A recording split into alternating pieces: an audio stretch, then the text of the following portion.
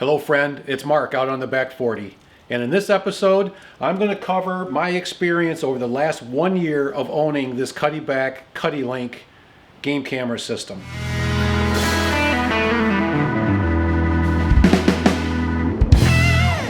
So prior to buying this, about 6 years ago I had bought a Bushnell game camera, and it's not a cell. It's still out on the property as I speak right now.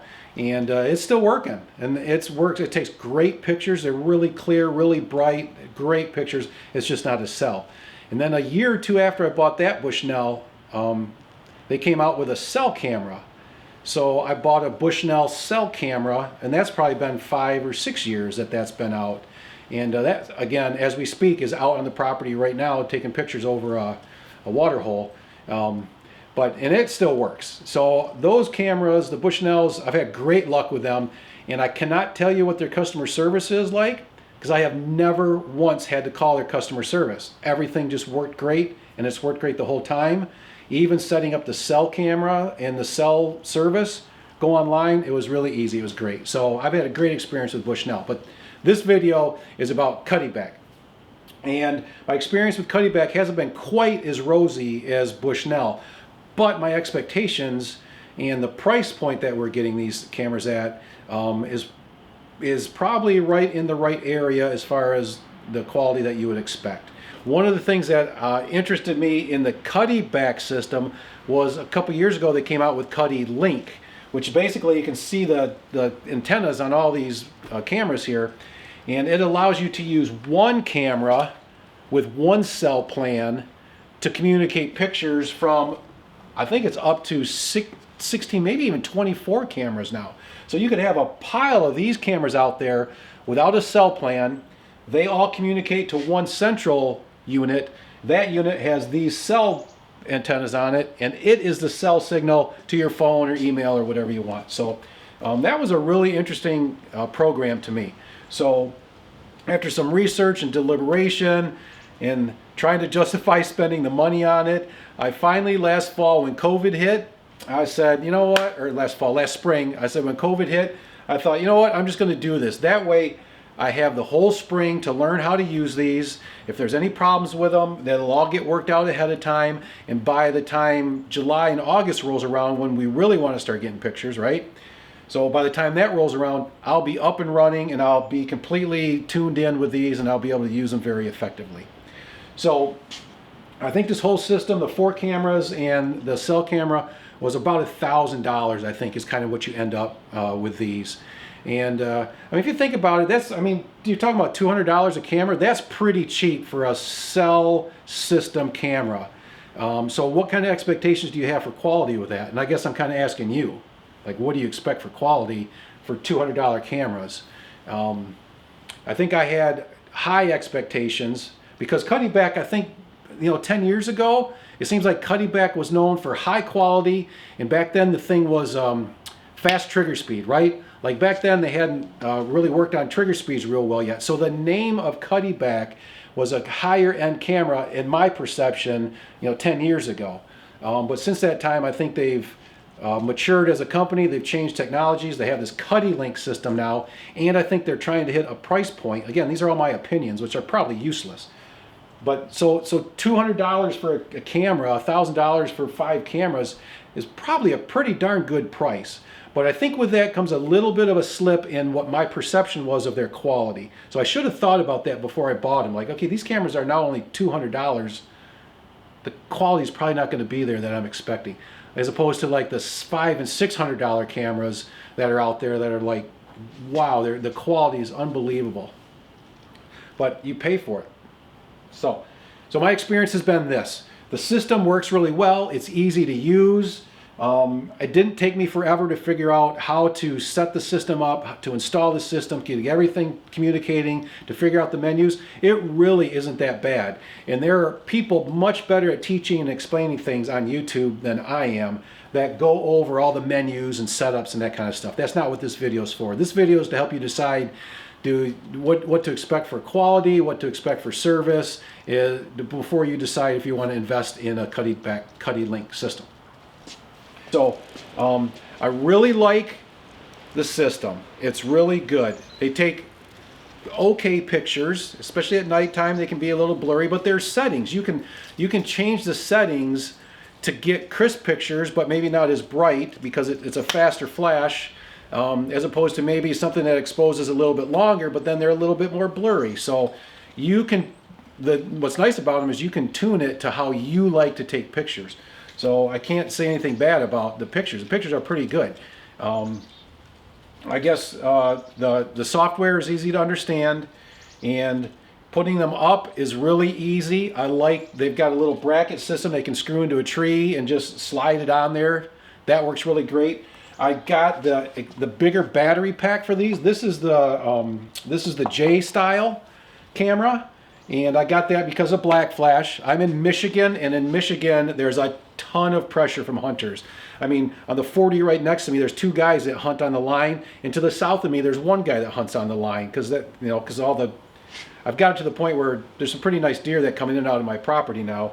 So there's a lot of pressure on deer in Michigan. I think everybody knows that. But so having any kind of a flash that the deer can see really puts them on edge, and I don't want to take that chance. That's why I ordered these, because they're black flash.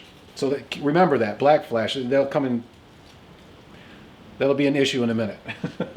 So these units have worked pretty well. I got the bigger battery so that I'm not using double A's. You take off the battery pack that comes with it and put this bigger one on it that I bought, and it takes 6 or 8 D-size batteries, and this will last me almost 90 days. Really, probably in the fall when it gets a little colder out, maybe 75 days. And that'll be, I mean, that's hundreds of pictures that it's transmitting. So I think the battery works pretty good. It takes good pictures. I don't know if it takes a picture of everything that goes by it, but the pictures that I do get, I like. It works pretty well. These J series cameras, over a year, I've had to return 2 of them. One of them, and let's see, it was, the radio board went bad, and so they replaced the radio board and sent the camera back to me. And the other one stopped working, and I don't know why it stopped working, because all they did is send me a new one. They replaced it. So I don't know what was wrong with it, but they replaced it. So customer service was really good. So that's, 2 out of the 4 of these went bad in a year.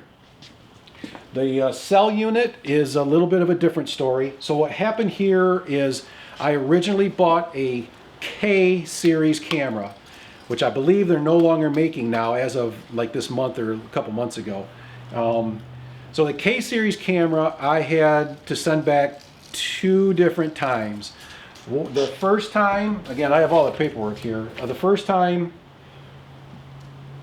is a bad seal. It had a bad seal on it, and so I think water was getting in and it shorted out one of the boards. And so they replaced the board on that one too, and they sent me the same camera back. So, and that was fine. It was fixed. It was under warranty. It didn't cost me anything, and it, pretty fast service. So no problem. So I put that one back up and used that one for a few more months. And then I stopped getting pictures, which normally means, I waited too long for the batteries, to change the batteries. So I went out and I changed the batteries on the cell one, and came back in, and a couple days later I kind of realized, I haven't got a single picture yet. What in the world's going on?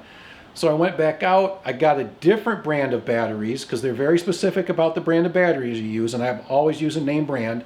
So I took the Duracells out and I put the Energizer in. No, it was Rayovac. I put the Rayovac High Energy or something like that in, and I closed it all back up, and I was getting ready to go hang it back up, and all of a sudden I saw some smoke or something. Like, what in the world's going on? I look at the back of it, and there's smoke coming out of the back of the camera. And so I was like, oh, okay, there's a short in there or something like that. So I had to pop the batteries out real quick before it caught on fire. I didn't know what was going to happen. And anyways, then called Cuddeback, and they said to send it in. I sent it in, and they did an evaluation on the camera again. That was the second time I sent it in a year. And instead of sending that camera back, or the K series camera back, they sent me this camera, and this is a G's in George, a G series camera. Now, I have not used this camera yet. I haven't installed it. It's winter time now, and I don't have any reason to have it out there right now. But one of the first things I noticed on this when they sent it to me, I was thankful that they sent me a new camera. That was nice. But what I noticed on here is that it's not black flash. And like I said earlier, black flash was one of the main selling points for me when I bought these cameras, including the one I had before this that had a black flash in it. And it even says right on the paperwork, you know, black flash. So I called their service department, and their service department is great. They answer their phones. If they don't answer the phone, my experience has been that they actually call you back. They will actually call you back. It won't be within 10 or 15 minutes. I think it was one day, it was about 4 or 5 hours later, and I missed that call. So I just called them again, left another message, and then they called me back. So they are actually, I think, pretty good for customer service as far as getting a hold of them and helping and talking on the phone. The girls do a really good job. I like them.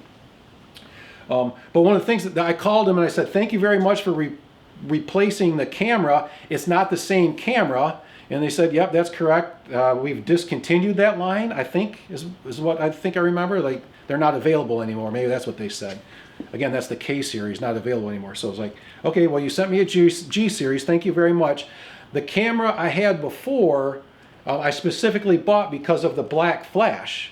You know, I need a camera that has black flash. And she said, oh, well, this series camera does have black flash. I'm like, well, that's not what I have. She's like, well, there's a module available for the black flash. I said, well, I think that you should probably send me one of those at no charge, because what you replaced it with didn't completely replace what I originally purchased. And so she went and talked to their sales manager or their service manager and came back, and the answer was no, they weren't going to replace that I could purchase the black flash. So like, okay, fine. So I had to spend $50 more to buy a black flash to put in this camera. So you can make your own decision on how you feel about customer service on that. I'm not going to say one way or the other. I'm just saying that this is what happened. You can decide. So yeah, so that's kind of what has happened with that camera. So the whole system overall, I like the system. They're good at customer service, except, you know, maybe I wasn't too excited about how this situation got handled. But, you know, it is what it is. The overall quality for $200 cameras is probably maybe average, right? What would you expect for a $200 camera? I mean, it's not going to be the greatest camera, right? Compared to the other kinds that are out there, and I don't even know the names of them. But I know that there are $500 and $600 cameras out there that are really good cameras, great pictures, great quality, and last a long time with great customer service. So, so would I do this again? I don't know. I really don't know. I want to use them for another year, maybe another 2 years to really make that decision.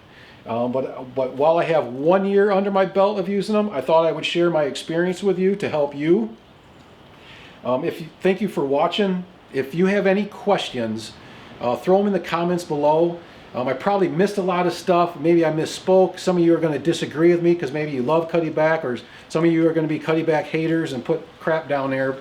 But if you truly are evaluating it and are curious about a question and you're wondering something, throw it in the comment down there. I'll answer it before I go to work in the morning, and just to help you make a good decision on what you want to invest in for your cameras. Thanks for watching.